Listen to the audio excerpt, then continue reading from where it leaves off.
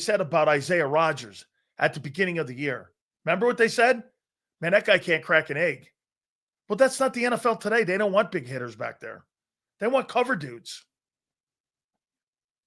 They want cover guys. All right. Again, Ian Eagle will join us.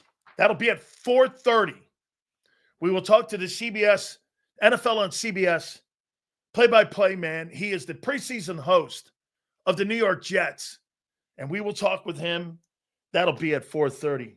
My boys had a rough one here, man. Big Z's had a rough one, boy. I'll tell you, man. He got a little bit of Big Sills today with that stupid-ass power stuff. Yeah. All good. I'll tell you what, man. Hardworking guy. I think they got a show right after us, too. They have a Birds 365. Without further ado, my friend, Big Z, Zander Krause joins us now. What up, Big Sills? How you doing, brother? How you feeling? How's it going, man? You all right? I'm feeling good. I mean, look, I like to work, Big Sills, and today it was out of my control entirely. They were redoing like the entire electrical panel, so they basically shut off there's no air, there's nothing on. So I'm like, all right, well, I can't. There's not much I can do. No Wi-Fi, no internet, nothing. So I worked on my phone via apps and things of that nature, but good to be back on the show, Big Sills. I missed a lot of your open though. Here, man, let me go here. Makuba's hurt again. Yeah, I saw this. I'm actually writing about this right now. We're launching a new JAKIB site, and I'm going to get some articles. And one of the first articles I'm working on, just to kind of format the site, is on Makuba. How exciting of a player he's shown at times, but how this is becoming a real concern day by day on how much he's going to be able to stay on the field. I think he showed that, hey, look, if he can play, he's going to be able to. I think he's going to work well in the Fangio system. But you're only as good as your availability, and I think that's the big question with him. So we'll see what ends up happening with him, but definitely a concern. He goes down again, and I think it was a soft tissue. I think I heard red hamstring, holding the hamstring, tried to play through it, couldn't play through it. So I'm not really sure what to make of it, but definitely something to keep an eye on. You think that takes him out of the mix for the opening day starting job? Well, I think we got to wait and see. I mean, if he's back out there tomorrow, which I don't imagine he will be, but if he is, maybe it was a small tweak today, nothing crazy, and maybe he still is in the running. But look, even if he is, Sills, right? I mean, how many practices has he played where? Yeah, no. You know what I mean? Like, I don't know what to expect. Okay, great. If he makes it to week 1, he's the starter. Great. Do we expect him to play through January? Yeah, I don't know. I don't know if that's fair to expect of him so far. So we'll see what he can do. I think he's shown a lot of positive in the way he's played when he's on the field, but not ideal. Does Sidney Brown win that job then by default?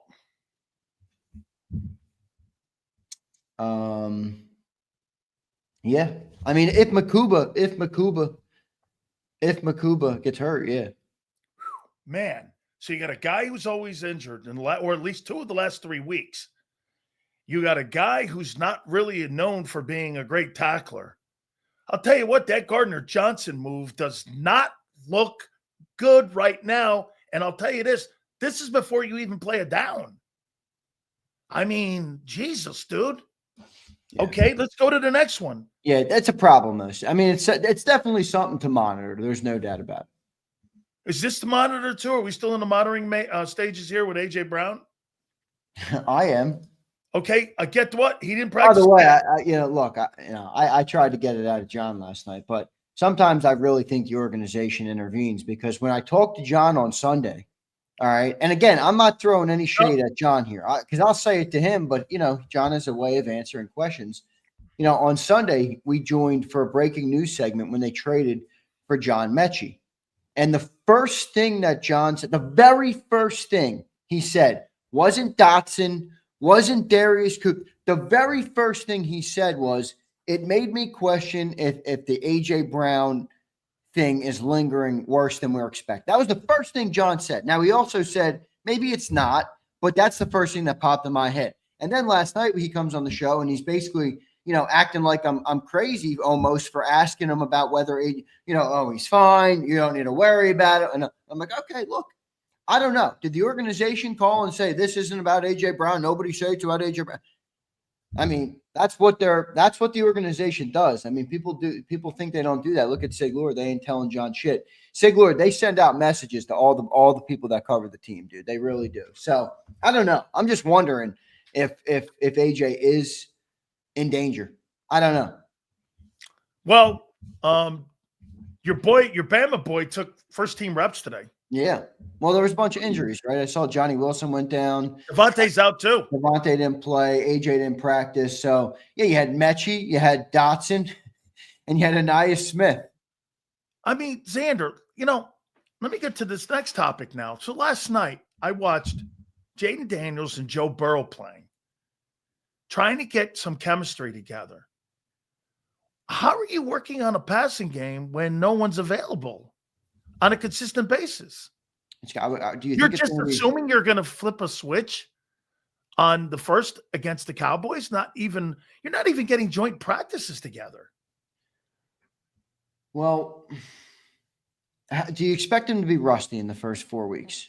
Well, yeah. Do you think they've altered their mindset to be okay with that? Yes. It's almost like they're like it's almost rely on the run game so much in that first 4 weeks that they're not concerned with that. It's almost like this first 4 games, man. They just it's everybody treats it as preseason now. It's like, okay, that's the warm up for the year. It's funny you say that I think a lot of teams this offseason really have taken more of an emphasis on acting like they want to be ready for those first 4. I'll tell you this, outside of that Bears and Bills game, they've been pretty competitive. I've seen a lot of starters. I've seen Caleb Williams out there. I've seen Jaden Daniels out there. I've seen Joe Burrow. I've seen Patrick Mahomes. You're right about a lot of these players playing out there. The Eagles aren't going to change on that, though. They're not. Look, you know what I mean? Now that they've had the success as well, there's no reason for them to change on it. Well, guess what? And this is where I'm going to ask you then. Okay, well then, you're saying that they've had so much success. I think it's luck now because.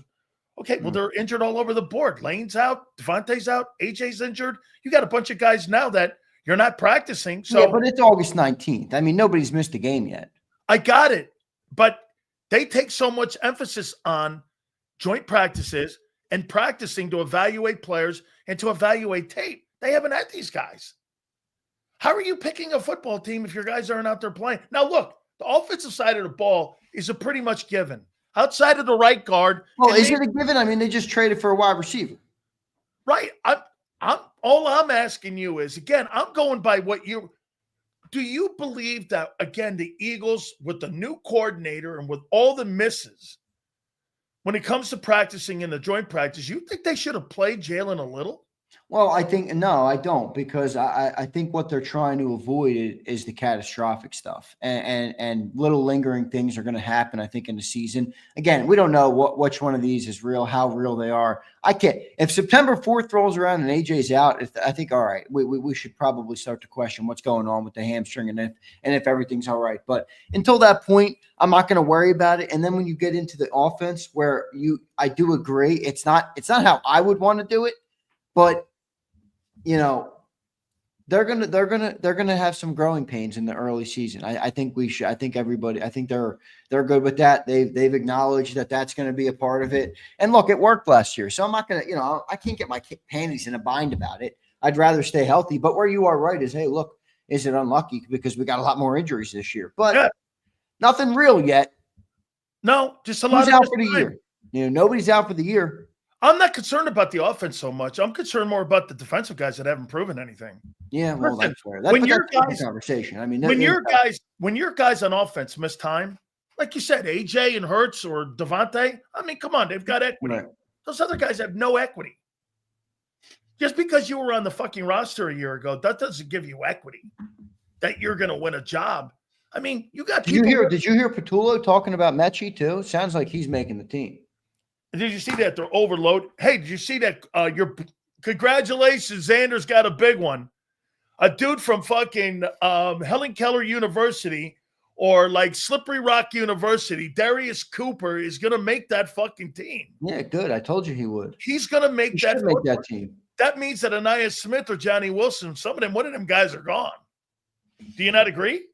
I don't know. Didn't Johnny Wilson get hurt today? Okay.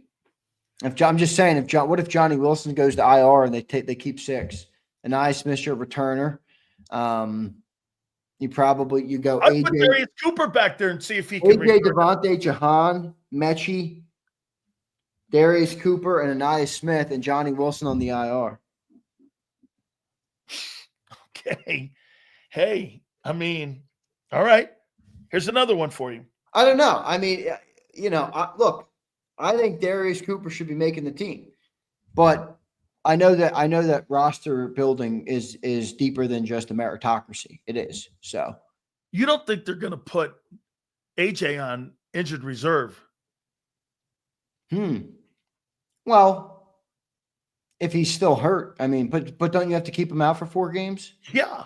Yeah. Well, then no. No. So. All right. I mean, based on the way it's been told to us right now, we would expect no. If it comes out that he does go on injured reserve, I think that would be fair for everybody to say, all right, what the fuck? Here's where the only segment that you can hear this in Philly. Those people lie to people, so I don't take them for anything. Yeah, well, every team lies.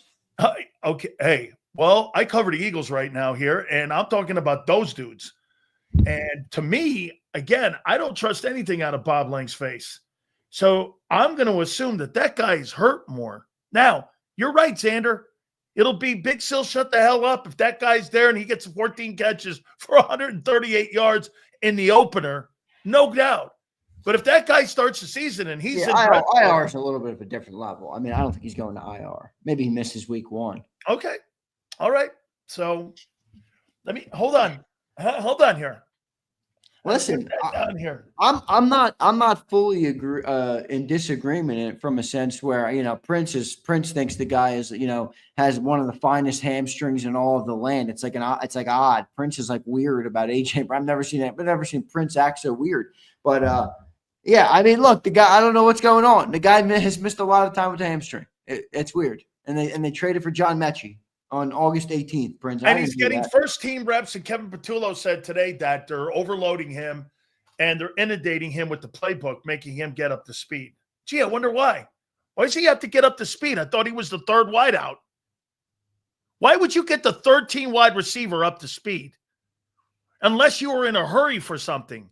Ask yourself something.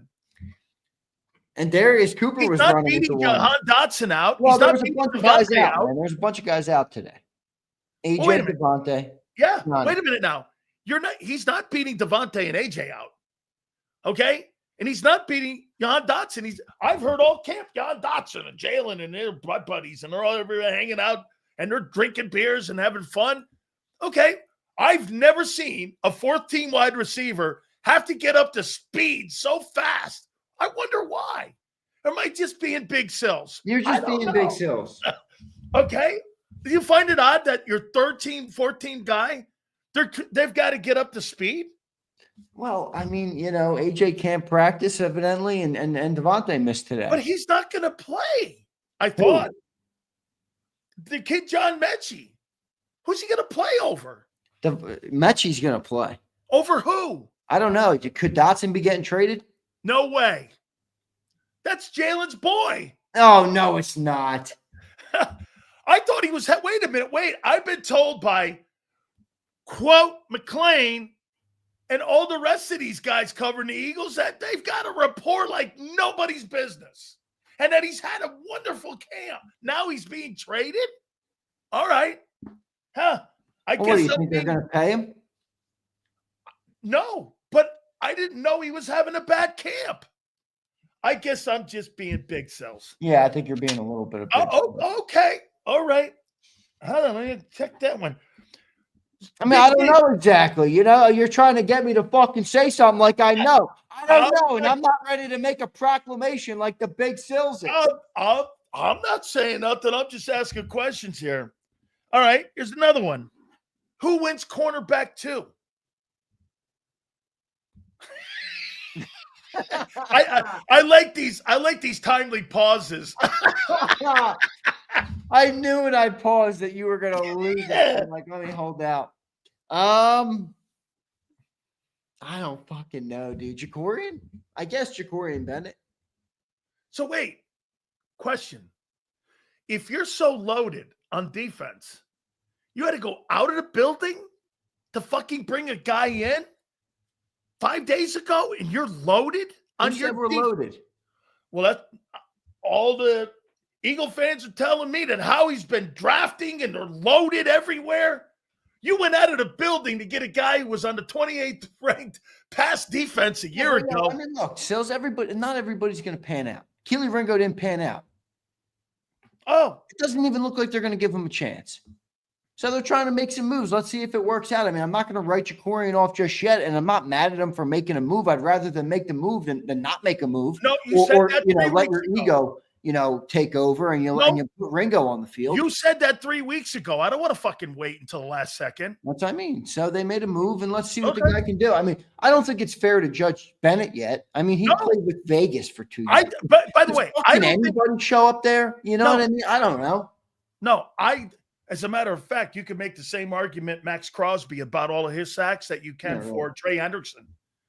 Okay. Hey, that defense blew too. I mean, what's the difference? Why? Because he's a Raider? Oh, by the way, the Commanders' depth last night looked like shit, like dog shit. Okay. Well, we'll see. I'm just again. saying, you were killing the Eagles about their depth, which I agreed with. But yeah, Commanders too. Oh, I think it's a league issue. Yeah, Some of the me depth too. around. Well, the if league. there's just not that many good players. There's not. There's not. Look, I was saying, you know what's crazy, man? I was thinking about this during the preseason game.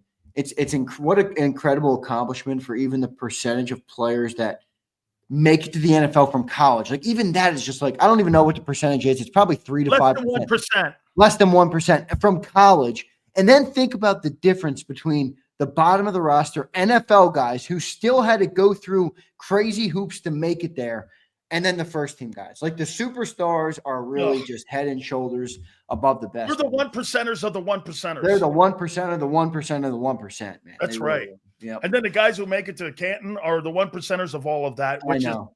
Yep. Dude, winning a game in this league is insane. Okay?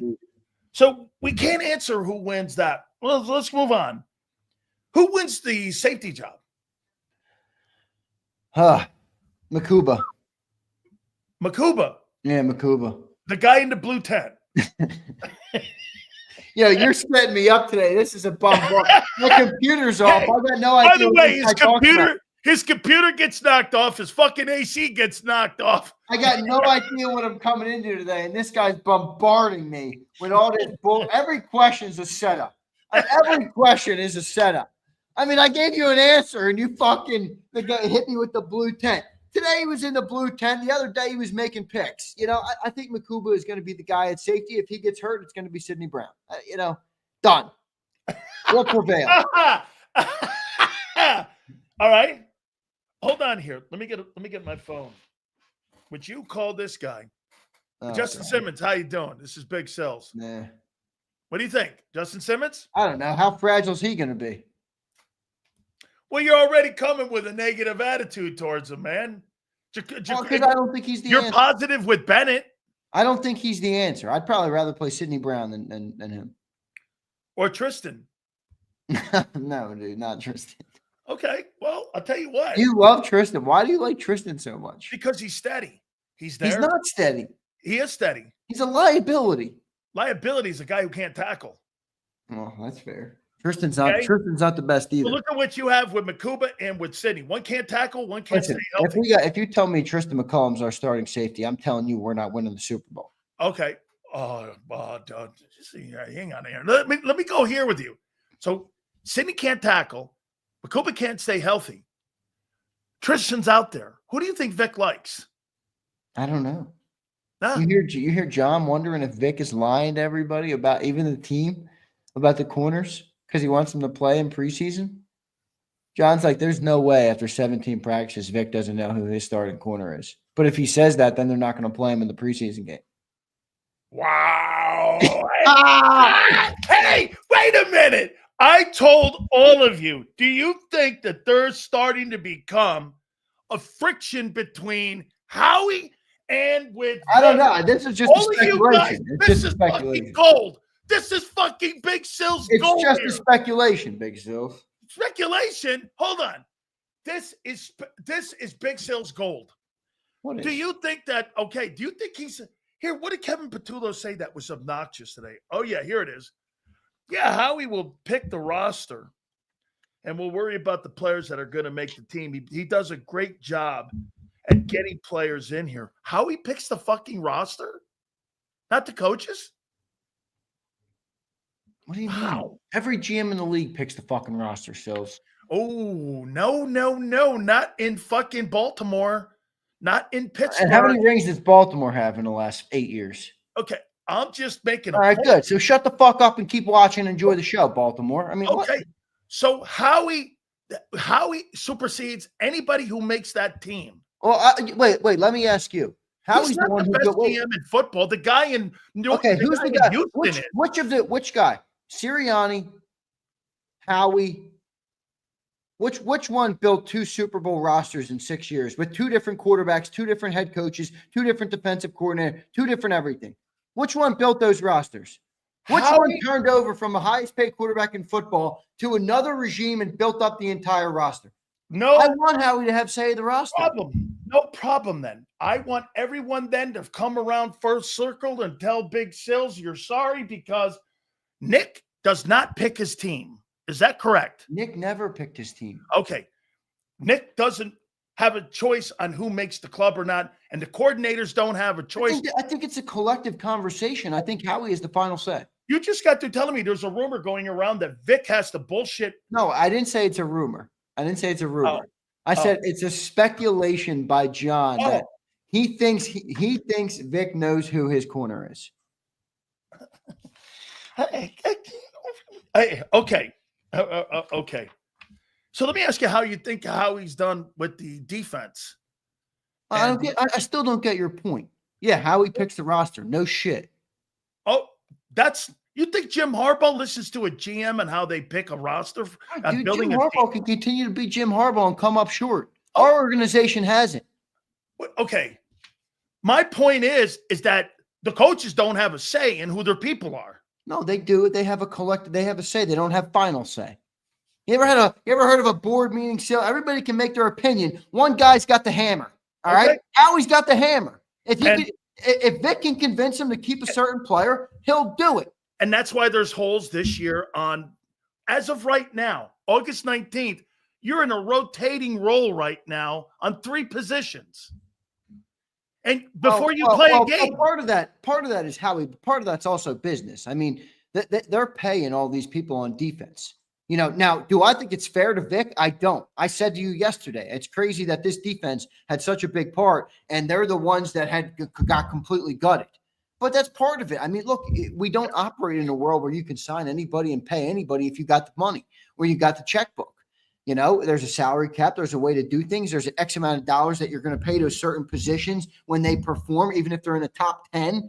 I mean, you got offensive linemen, you got defensive linemen, you got quarterback, wide receivers, tackles, center. Everybody's paid. So with that means you're going to have turnover somewhere. Okay. Howie's got the final say. I don't have a problem with that. Okay, so Howie's looking, and you're right. So back to a preseason question I asked all who said, that's ridiculous. You believe then business, like you just said, gets in the way. Yeah. Right? Okay. So more of an emphasis was put on 26 and 27 with him. Well, I think by default. Oh, okay. By default, by way of where the roster is at this moment. You don't have the expendable money with the type of contracts coming up next year. So right. 25, I don't think they looked at it and said, okay, 25's on the calendar, we're going to lay off. I think they said 25's on the calendar. That's the year where shit's about to change and we got to pay people, which means we can't expend all of our cash. Remember, one of the reasons they signed the contracts that they do with Jeffrey Lurie is because they send a lot of cash up front. They need a lot of cash in the month, and they need a lot of cash in the till. So they didn't get rid of it.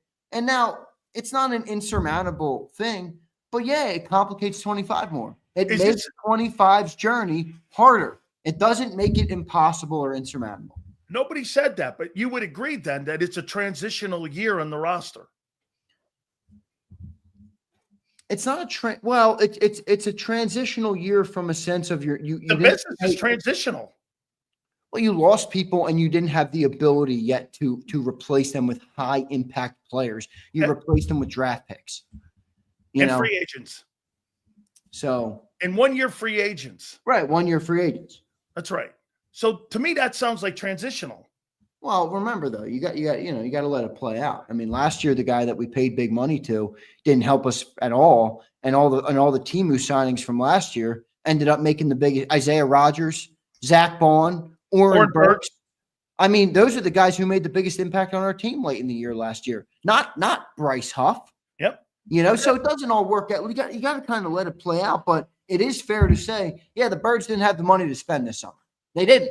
They're preparing for what we all know they're preparing for. And by the way, I think the biggest question of those contracts coming up is Nolan Smith. Did you hear Vic yesterday? Yeah. Can that guy stay healthy? I think he's right. going to be a great football player. But is he a guy you build your entire edge room around?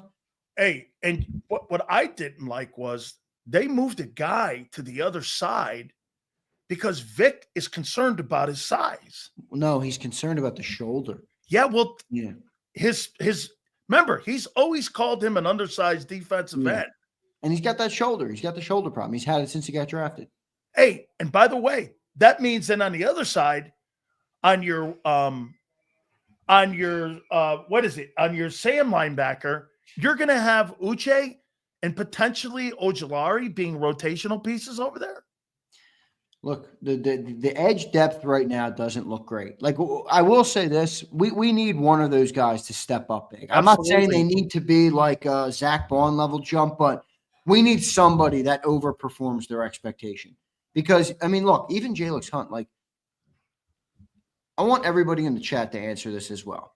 Because I know we all feel really good about that. I think even you feel good about that. I do. I think you like that play. But I do. What are honest expectations for a guy who was a third-round developmental player a year ago, is going into year 2, not year 3, not year 4, not second contract, year 2, and he's the number 2 edge rusher? Like, what is the realistic expectation for that player to be?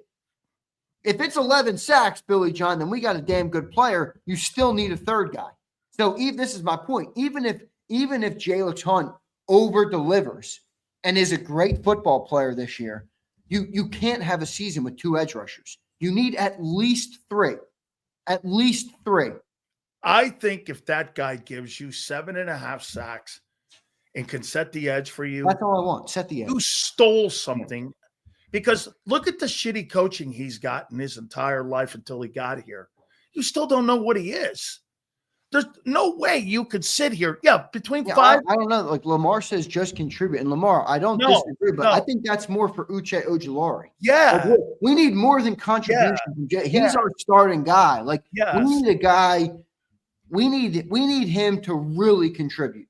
We need him to more than contribute. We need him to be an anchor, because last year, dude, Bryce Huff went to the chopping block. Brandon Graham got hurt, and we still had enough guys to run a 3-man front, and it worked. That's right. And Jalix was the third guy, but Jalix was good.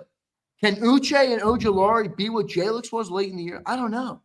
I think so, but they're very different players, Uche and Ojulari. Sometimes Uche looks like he's good in terms of a speed rusher, but other times he looks like he gets lost quick, setting the edge, playing the run, some of those things. So you have 2 situational third. Maybe you combine Ojulari, Uche. Okay, Ojulari's better at some of the other things, Uche's, but they kind of have a redundant skill set. Neither of them are great at setting the edge. Ojulari stunk at setting edge in that preseason game. He was terrible at it. Terrible. So Uche's not the best at it because he's pretty undersized as well. So I don't know. I mean, look, I understand completely where John's coming from with the edge depth concerns. You're like, again, I feel great about Jalix Hunt.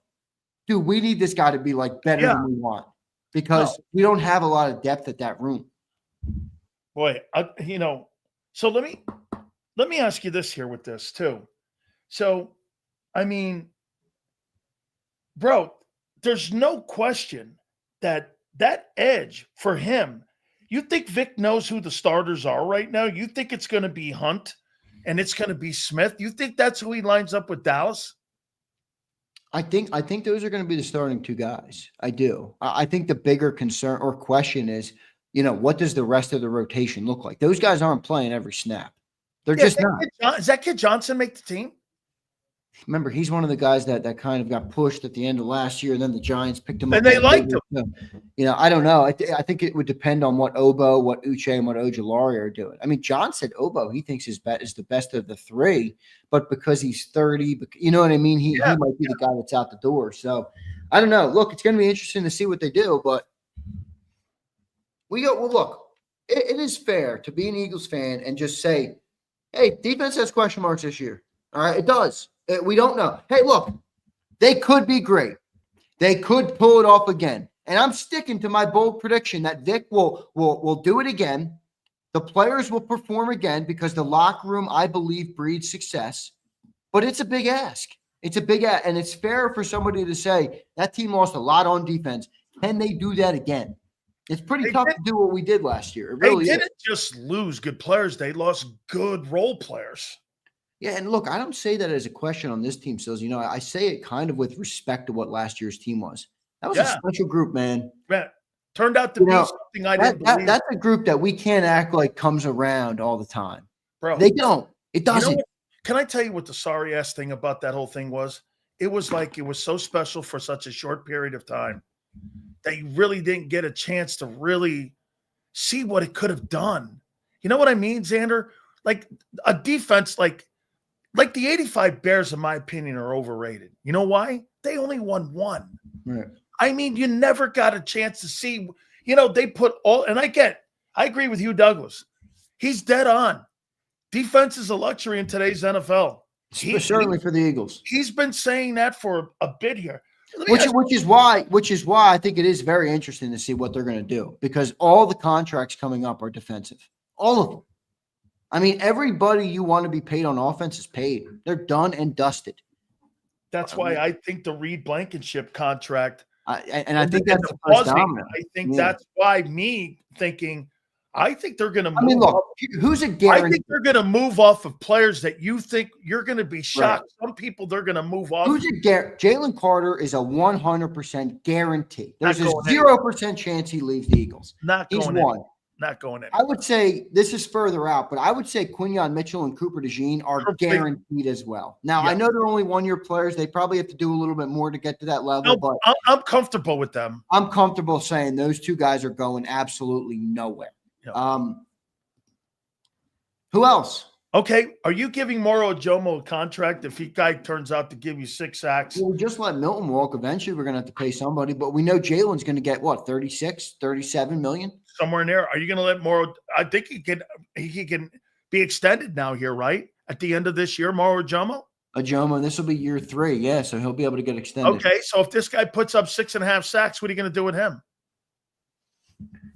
I mean, I think you probably try and sign. Remember, they tried to sign Milton to a bargain deal. I got it. They tried to sign Milton to around $15 million a year before the year, and he bet on himself and ended up at 28 or 27, whatever he got. So good on him. Maybe Morrow learns from that and doesn't want to sign the deal. I'm sure the Eagles will be in play for him, but they're not gonna pay him top of the market money. Top of the market money guys from the Eagles are. It's very obvious who those guys are. It's Carter. It's Carter. It's AJ Brown. It's Devontae Smith. It's Jalen Hurts, Saquon Barkley, Lane John. You gotta be a rare player to get top of the market from the Eagles. They're going to set the market and let everybody surpass them. I don't know if a guy like a Jomo is that. I don't think so. I don't know if. I think probably the toughest player right now for me to guess whether they'll keep him is Nolan. Nolan. Right? Like, I'd like to everybody in the chat. $30 million a year for Nolan Smith. And before you say that sounds crazy, that's probably what it's going to be. 25 to 30. I think you're onto something with Vic kind of throwing that out there about he didn't have to tell anybody. Get this. Why would Vic tell you that fucking Nolan Smith was injured when Nick Sirianni never brings up injured players and injured comments? That was so over the top for dude. Anytime Nick's asked a question about injuries on a player, he goes, I'm not getting into injuries with a player. Vic offered that up. I know. Dude, I don't think good. Vic is coming for Nolan though. I just wonder if I don't know. Look, I like Nolan Smith a lot. I love the mentality of the player. I think he had a great year last year. I think he showed a lot of flashes, but $30 million to be the guy in the room. You know, I can't say I feel too great about that. How about this? You made a comment that John made. How about this guy? You think Vic knows he doesn't have the players this year that he didn't have a year? I think he showed that a little bit. I think he has. I think many people will not be willing to open their eyes to see that. But Vic has made several comments through camp that you can tell he knows this is going to be a lot harder than last year. A lot harder of a climb. Defensively. Yes. So you're counting on Bond to have the same type of year a year ago that he had, right? No, he has no choice. I mean, he has to.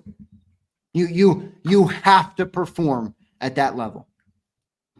Dude, think about all the guys we lost. If you're telling me that the guys that we brought back now are not going to be able to do what they did or play at a comparable level, you're in trouble. Then we're in trouble. We're in real trouble.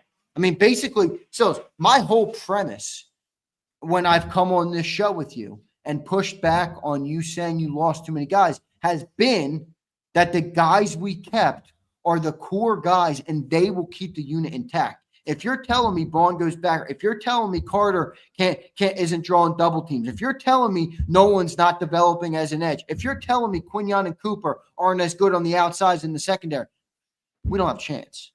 So Cooper, Quinyon, Reed, Bond, Carter, Davis, Nolan, Jay, that we have those are the guys that you don't have a choice, man. It's perform. And I think they're all gonna. I feel pretty good about all of them performing. I think probably the biggest concern there would be J-Looks, as we talked about, just because it's really unknown still. And Nolan from a health perspective. I'm a little worried about his health remember last year, Sills, he only really had a big role in 9 games, not a full year. So that's probably my biggest question there. How about this one? I have a question mark too. Oh, hey, you do. Hey, I have one. Sills has a question mark, everybody. What would be your biggest question mark on Quinyon Mitchell? On Quinyon? I got to be honest, man. I don't have any questions on Q. Okay. I think maybe it'd be fair to say, how would he fare in a man-to-man set? If he was needed to be man-to-man, if he is traveling, what does he look like in that as opposed to last year where he dominated with the zone? I think that's the only fair thing. That's where I'm going. Okay. You're asking him now to go and travel. Does that help him or does that hurt him? I think he's good, dude. I really do. Okay, well, we haven't seen him in that role yet. We haven't seen him in the role, but I think that guy's got every with players around him that were not on the team. Wait, now, he may be. But here's the question. If you have an off linebacker who's not getting it done, you're rotating at the edge, and one guy, they're not setting it.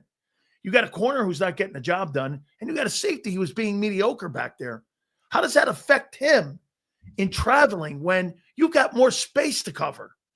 Well, I think it affects the overall defense, but if you do put him in a position to travel, I mean, I think he becomes a little more isolated, doesn't he? You know what I mean? Like, in other words, if he's traveling, all right, and he's blanketing and taking away one guy, all right, and you're getting burned everywhere else, it's not a Quinyon problem. Now, the defense might overall struggle. Oh, I don't think it will be a Quinyon problem. I think it will be a unit problem. Quinyon Mitchell right now is one of the players I'm most confident in coming into the year. I don't know. It's the way he's handled camp. It's his approach. It's his listening to him on the mic'd up, watching the way he plays. I mean, I love his confidence, but it's not empty confidence. He said something. AJ made a comment. It's our job to help these corners develop, basically make it hard for them in practice. Quinyon said, it's my job to make you a better receiver because I'm going to make your life miserable. Like, that mentality is what you need. And then you come out with the skill set he showed. Yeah. I think that, again, I've been objective to this segment where there's some concern. I have zero concern on Quinyon Mitchell. Everywhere else, yeah, maybe. Iron Eagle will join us at 4:30 at the bottom of the hour. We're going to get to the super chats here in a minute here. So, hey, do me a favor, man. I got to tell you something about this John Metchie kid. I talked to people in Houston, and I talked to people in at Alabama. Dude, this guy's got fucking amazing respect by people, and Devontae called him immediately as soon as he found out the trade. Who is he, Zander? I mean, he's a Bama kid. I mean, Bama kid. He's a great player, dude. Dude, listen to this.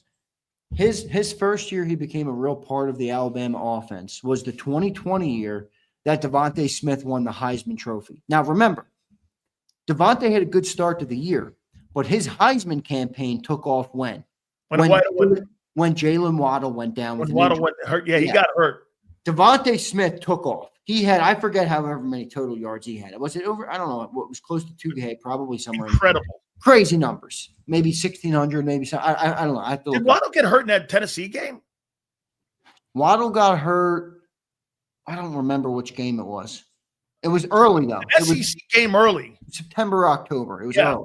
Like that. So that's when Metchie stepped up. Now, Devontae goes on to win the Heisman that year. Well, Metchie, who wasn't really expected to play yet, had 960 yards, second to Devontae Smith on that team. Wow. That's his first year, in the system. That's with Mac Jones at quarterback. That's stepping in. Right. Next year, he becomes the guy and has 12 or 1,300 yards with Bryce Young, who went on to win the Heisman Trophy as well. He's a really special player. Now, I think I said this the other day. I think sometimes, and everybody, I think to some extent in football becomes a victim of this because we follow one team. We focus on the Eagles more than other teams. This is how you and I make money. This is the team that we cover, and sometimes we'll look at players at the stats and say, 29 games, 400 yards. I believe this is really a player that the circumstance with the leukemia. Remember, he tore his ACL at the end of the year in the SEC championship game before he went to college. That's why he fell to the second round. Couple that with the leukemia. It was almost like a year and a half fully out of football. And that's when the Texans kind of revamped their roster, drafted CJ Stroud, and started going a different route. He then became a non-impact player for them. Ryans loves him. So I'm just saying, I think he has a chance to resurrect his career here in Philly and have it be a lot more productive than he's been there. But he's got to get on the field, and I don't know what that looks like. I think it was a great trade. They were about to cut Harrison Bryant. I mean, he picked up John Metchie. Good trade, just from that perspective. I like the kid, man. I liked him at the podium today, too. Let's get to these. He's got a good head on his shoulder, no doubt. I liked him. I think he was born in Ghana. Then he moved to Canada for high school.